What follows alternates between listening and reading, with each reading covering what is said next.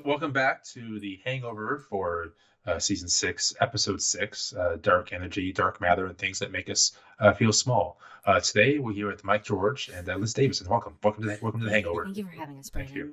Yeah, So, in your recent book, Liz, you had talked about I don't buy the threads being lost. Imagine if I had written a book. Oh, you'd write a great book. If I wrote a book, it would definitely be like a horror story. In fact, I had wrote, okay, and I think I had written, this is why I don't write a book. I've told this story before to somebody, I don't know, but in 8th grade, I had a, oh yeah, Katie's back from store, welcome back. I had to write we had to write like a scary story essay or something in 8th grade, or I don't know, but and you were like, math homework. I was so excited about this because I was like, finally, all my horror movie knowledge and training can come into play, and I just went full on into the story. I don't remember what the story was about, but I remember using words like disembowelment. Yeah. And I didn't get that good of a grade on it, and I was really disappointed because I was like, I put everything into the story. Same was thing. Was it more of a gore movie or a horror film? It was like a gory horror story. Okay, let's see what they asked for. There. I might also be confusing it with when I also got to write a paper on the Titanic. Well, I chose the Titanic as my topic because I could. That doesn't sound like you. And I did the paper on like the differences between like the classes on the ship, like 3rd class and second class and 1st class and everything. And I was very proud of it and excited about it. And I think I got like a C on it, and I was very Jesus upset by that. And I checked, but redemption arc when I was in junior college, community college, some people call it as well, in Arizona, and I took a history class, and my first essay that I had to write in my history class, which I was on World War II, and I did it on Emperor Hirohito in Japan, and I got an A, and she singled it out in front of the class as being an amazing essay, and from that day on, I was like, I will get A's in everything, and I didn't want to disappoint that teacher or any other teacher ever again, and that turned me around as a student in school to do well. And you know what? That story, it's an A+. Yeah. Anyway. This is why teachers they can make or break people. They can make or break. Let me tell you, that little bit of encouragement from that one teacher telling me that I did a good job when I was like, I don't know, I'm not good at writing or whatever, it just spurned me on to greater heights. Yeah, but then I got 1B at one class in community college, and it still fucks me up to this day. Like, I graduated ASU with like a 3.98 because of the one fucking B that transferred over, and I'm so mad about it. I still graduated summa cum laude, and I graduated, much longer after I should have graduated college, but whatever. I got a C in ASU 101.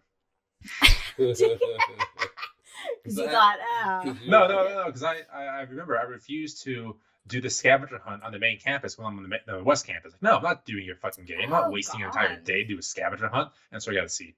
I don't think I had to do that because I transferred from community college. Yeah. Main campus is the worst. I'm not a college campus person. When I had to take my classes at the main campus, it was a nightmare. Dodging pamphlets from every fucking side of things, and longboards and bicycles, and I was like, fuck this. The West Campus is so much more quieter, and there's like nobody here, but apparently Brandon, who I ran into at the bookstore. Not by choice. Not by choice. Not by choice. Neither of us wanted that to happen. And look at us now! Hey! Okay, so I did have a very off-topic thing for the Hangover. Brandon, you've already been posited this question. Mike's been posited this question. This was brought to us by Katie and Adam's friend group, which I dislike them for now. I don't remember what this is. You will know what this is as soon as I say it. Everybody pull out there, chime in. Shrek, cult classic. Oh. No, absolutely not. Right. So Shrek took in $238 million in the box office. That's popularity. In no sense is that a cult classic. A cult classic is like Rocky Picture, makes $68 in the box office and stays strong for decades after the fact. Thank you. Thank gains you. popularity. Thank you. Yes. Thank you. It's like Shrek niche. has always been the pinnacle of culture. Yes, from day one. It is a classic. It is. I remember seeing it in theaters. I think I saw it in theaters. I don't know. I don't remember, but because classic. Shrek, as I have my wine bottle in my hand, Shrek was the first time you had moving commercials before the movie began, and even then, I hated it. Was it really? Was that when they to started me, doing the? That's why. That's when I noticed it, and I hated it. Oh. Anyway. So is that friend group of the mind that's a cult classic? Well, they were his friends were they were doing a Shrek marathon, and I guess one posited to the other is Shrek a cult classic, and then they had an argument, and then it spawned to. How old are these people? These people like 15 years old? They're younger. No, they're your age. So they should know better. They shouldn't. I'm assuming they're your age because they're Adam's age. I'm assuming they're Adam's age and Katie's age. Yeah. So they should know better. They should know what a cult classic is. Shrek is a classic. A cult classic is your Rocky Horror Picture Shows. Yeah. The ones that don't perform well but have like this niche subgenre popularity. Or the Toxic Avenger. Toxic Avenger, exactly. Mid-30s. Yeah. So your age is. Yeah. You regular millennials. No, we are peak millennials, please. How? No, because you don't get more millennial than us. Well, okay. We're it. Actually, yeah, that's probably true. Geriatric. Oh. I'm a young Gen Z, so what's that make you? Geriatric. Yeah, I was floored by this. You're a young Gen Z. No, what? I'm a young Gen X. Sorry, did I say Gen Z? God, I thought you were a geriatric millennial. I'm a geriatric millennial, but I'm borderline Gen X. So that's not as fun. No, the cult classic doesn't have anything to do with age of the movie, Adam. It has to do with it not being popular in the mainstream, but having this other subculture popularity and then resurgence into the popular culture. I have a movie in my mind that was made in the 2000s, but I'm going to make sure that this. Fight Club is a cult classic technically because it didn't have great accolades when it came out, but also let's find out. I didn't know Fight Club didn't do well in the box office. It's just to me, it's always been Fight Club. So Star Wars would not be a cult classic. No, it's way too. Has always been way too popular. popular. Star Trek movies would not be a cult classic. Star Trek is popular. Yeah. Princess Bride. Oh, Princess Bride, maybe. Office Space. Office Space is a great cult classic. It bombed in the box office, but it's great now. Okay, all right, I'll accept that. Office Space. Do you have my stapler? My staple. Fun fact about that. At the time, what company was that made the stapler? I don't remember. Fender, something like that. Not Fender. Fender makes guitars. No. But anyway. String line. Something line. But in any case, when the movie came out, they did not make red staplers. Fun fact.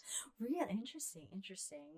Well, yeah, there was a cult classic is doesn't do well, but it has this niche popularity, and then swing line.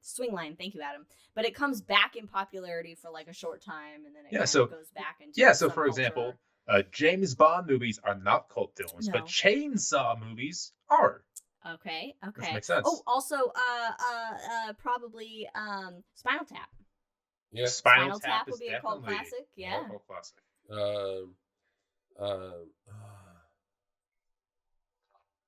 Monty Python and Holy Grail.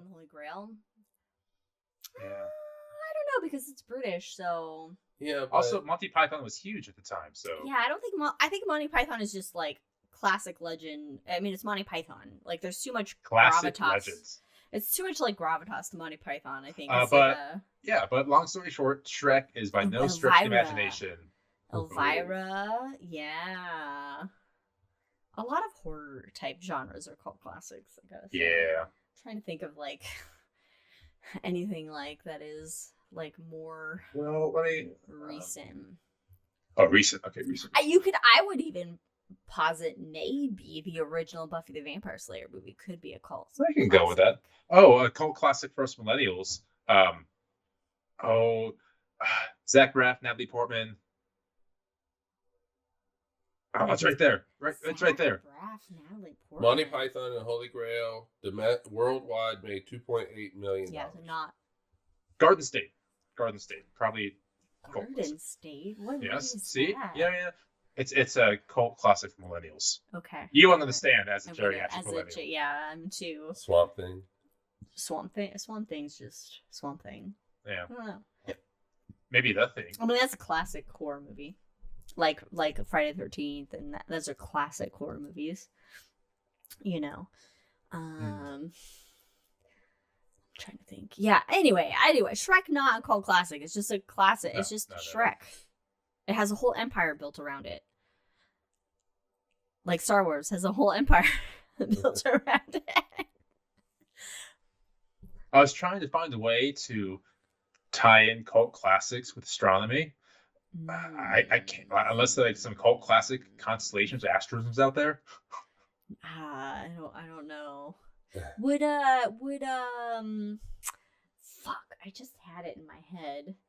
And now I can't think of what I was just thinking about as a cult classic. I lost it. You said astronomy, and then it kind of came. Oh!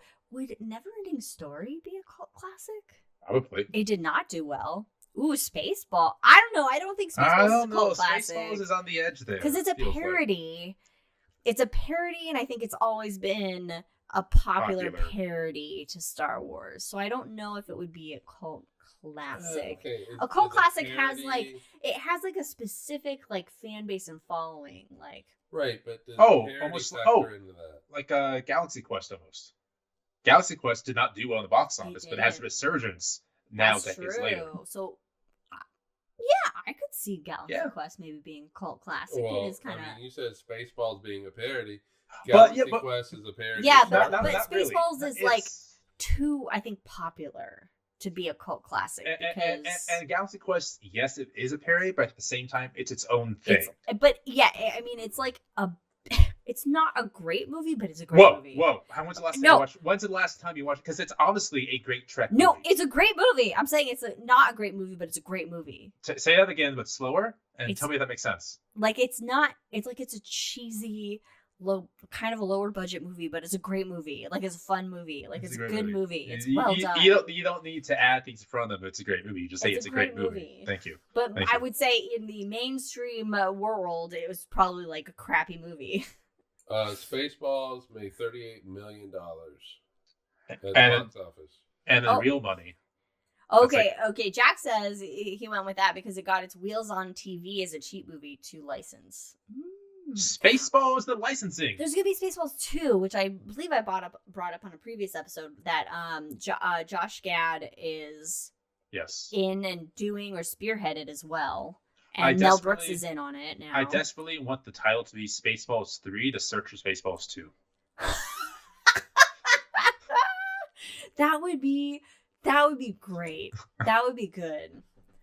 I'm excited for Spaceballs 2 because they gotta do it. Me too. I think they'll do it. Mel Brooks just has to keep on living. Keep living, Mel Brooks, because he's like, what, 90 something? I think he's got 100. Does he have that in his notes? No. He's older than David Attenborough. Really? How old's David Attenborough? 93? Yeah. No, wait. Shatner was 93, right? God. Mel Brooks. You guys keep talking. Well, you're right there. No, we need to know. You're right. In 1926? He's 98. 98! God damn. 98. Come on, Mel Brooks. Mr. Further. You can do it. Good boy. David thanks, Attenborough Jack. also. Enjoy your leftover party. David Attenborough. Okay, so David Attenborough and David Attenborough, born May 8th, 1926. Ah, damn. Mel Brooks, June 28th, 1926. So I am so looking forward to the day in the future when I'm talking to some kid and they go, "Whoa, hi Frodo, you were born in the 1900s?" Like, yes, sonny, I was. Why are you looking forward to that day? Well, although when that day does come, then you're old enough where you can just claim dementia and do whatever you want. Yeah, 5 years from now. If only it was now. Is there going to be a world in 5 years? Hi, buddy. Oh yeah, there'll be a world. Yeah, there'll be a world. Is the U.S. Right, on is the there gonna be a axis of world with evil? us in it No. in 5 years? No. So anyway, All I right. really want a house. I See you saw. later, Jack. Oh, Have fun at Jack. the. Oh, I already said Leftover bye party. to him. Huh? I already said bye to him. Oh, He's well. gone now, I'm sure. Leftover. We have a lot of leftovers. Same. I missed further. Are we getting a pizza tonight? Oh, I thought we were just gonna eat leftovers. Are we gonna make hamburgers tonight? We don't have any hamburger material. But you have pizza, We so can why not make hamburger pizzas? We can make turkey hamburgers Hi, buddy. without buns in a You've been so tortilla, good. a single You've been tortilla. so good. We have a single tortilla and maybe 2 slices of bread. Yeah, we're going to break out All the leftovers and smush them together. Oh, look at Frodo! There he is. He's so cute. Him and Jack would have a great time. I love his ears. He wants to play. He wants to pee probably on things. Well, you know, I mean, But he shouldn't have to because he's already been outside a couple times today. I know, puppy. You just have a he lot of has anxiety. Leia's bladder, You just got the anxieties. just like Leia. Although, We got our 4th training coming up on Tuesday. yeah, He's doing so good. He's good at healing. He knows place. He knows sit. He has recall. He's good at walks. Oh, Excuse you. He's a smart boy. He's so smart. How's And it's he- a problem. How's with his biting? Is his biting gotten better? Or? Yes. Oh well. Yeah. So he doesn't bite much at all unless like he's overstimulated and I try to correct his behavior. Then he just lashes out and Right. okay. Okay. Yeah. Okay, well that's good. Gosh. Yeah. So he's getting there. He is getting there. I think in a year he's gonna be a fantastic dog. Yeah, he just needs that. Just gotta get there. He needs that structure and that guidance and that love. And good thing I'm here all this month. Oh, you just jinxed it, dude. No, I'm You gone just- for 2 weeks this month. I'm gone for half of this month. You're going for half of this month? Yes. Where are you going? Texas and then Arizona. Are you bringing him to Arizona? No, Oh, not yet. Not yet. Oh, okay, all right. How do you think he would do a scout? I don't know, but Scout is the light of my life, and I'm not willing to try that yet. How would Scout do with him? Wouldn't give a shit. Oh, okay. Well, then he would actually might do well with her because if she doesn't care about him and not reactive to him, then he might just be like, all right, whatever. We'll see. Not this Christmas though, puppy. Well, come here. So which means we have to think about if we're actually Come here. going to get a tree because how will Indy bring down that tree? I already thought about that. I already And chew thought about on that that yesterday. tree. Indy's bringing it down like Oh, Legolas and yesterday. Malathos. Seriously. I Will want to he get be- a tree because I want to see Indy go up the You tree. want to see him go up the tree? Do we put anything on No, the tree we do then? not put anything on the tree. Instead of a bare tree. I do want to go get a tree, like a real tree. Oh, I know a guy that sells trees. Does he ship? Yeah, is he going to be coming That'd out be here? great. Oh, if he goes out there, yeah, you just go pick one up. Yeah. Let me get one of your trees. Yeah. Is he coming out? Is he going to come out with No, his lot is already open. Oh, it's already open? Yeah. Of course it's already open. Oh, look There at that he face. is. Hi, buddy. Oh, I showed you the collar. New yes. New and then- podcast mascot. Frodo. So, of course, on the front leash, it says Frodo. It's very nice. Things like that. You can kind of see that. And on the back, it inscribes, this one who wanders is lost. And then my phone number. Yes. Also, it's a collar, not a leash. I just want to. I know. I just do that. Sorry. I just had to. But it doesn't really fit you Can't anyway, does control it? Myself. I can't. Doesn't really control fit you, myself does it? From just being annoying. Did you measure his neck before you ordered it? I said medium. This Sounds is my. right. This is the problem with Jack, Dog Jack, Planetarium Jack. Is that because of his build, he has those American Staffordshire Terrier shoulders, but then he's a smaller guy, so a small doesn't fit him, but a medium also kind of doesn't fit him, but a large is too big, but you kind of have to go with a large because of his shoulders for sweaters and dog jackets. But there is a website called Spark Paws that I do want to get him a little sweatshirt from because they're made for kind of like that odd Spark Paws. And so we can get him a cute little hoodie. Mr. Frodo. that should fit him better. And can you just picture Jack in a hoodie? Yes. He would hate that. He would. Actually, he might like it. Well, come here. He was He- chilly he- earlier. He would give us a sad look, but you know what? He always gives a sad look anyway. So nothing would change. This is just Jack's look. Oh, hi. Mr. Frodo here is getting a green cape with an elven brooch. And then when they go into the dome and put back end in the background and take holiday pictures. Yes. Nice. Huh, puppy dog. Yes. Oh my I god. know. I know, puppy dog. You want something. He wants your love and attention. But you were so good for the whole podcast. I He thought was for sure. very good. I thought for sure shit was gonna I thought we were gonna be drinking very all good. kinds of. All the animals have been very good for the podcast. The cats they're in their cat tree. They're in a cat tree. They're in the cat tree, which I we love need to dogs. we need to get a second cat tree to have in that We- room and you know our what? room. We're gonna need a cat tree for every room. Oh, what a cute boy! Look at him. Oh, Mr. Frodo. Okay. So I love you this saw boy. our telescope, yeah? Yeah, what's it Yes. called? We haven't don't called have it a name yet. for it yet, but we did. Now that Mike did the alignment between the finder scope and the tube, nice. because my Good alignment, initial alignment, was very wrong because the finder scope and the tube are really not aligned. But we did get to show my family Jupiter, and all four Nice. Galilean moons were visible. That's cool. So it was phenomenal to see that. I'm very excited to see what this. It's an 8-inch Celestron, so. Okay, there are 3 things I want next year. One of which may actually happen. Well, 1, a car would be nice. Oh, a new car. 2, Mhm. a house because they're really fucking cute houses, and I really want one. And I'm definitely not talking to a lender tomorrow. And then 3, a solar telescope. Solar, solar telescope. Yeah. Oof, those things are. Okay, Pricey. so did you test the solar filter to I see did if not. we have an 8-inch solar filter from somewhere? Me too. And the scope's an 8-inch scope, so we're hoping that it should fit on. But On so scope. specifically an H alpha telescope. That's what I want. Yeah, Because those are. they just look amazing. But those things are expensive. I know they start like $8,000. Yeah, so I bought the telescope, right? And so you immediately start to get ads for telescopes and stuff. And I got an ad, and I was like, "Hey, Liz, should we get this?" And it was for a hydrogen alpha. Oh God. Yeah, $170,000. Oh God. Yeah, let's play with I the was lottery. like, You might need to choose between that house and that scope, though, Brandon. Next year, those are your. I was like, how do you go from the telescope I got? I know you really got to get going. Okay, so All this is right. what I'm gonna Should do. we call it? Yes, I need to call it. We're talking So, about this shit anyway. So. Thanks for joining us on the Hangover, Cosmos with Cosmos. My dog's about to take a pee, so I'm going to leave you now. All right, we'll see All right. everybody in 2 weeks. Bye, Yes. everybody. Cheers. Bye.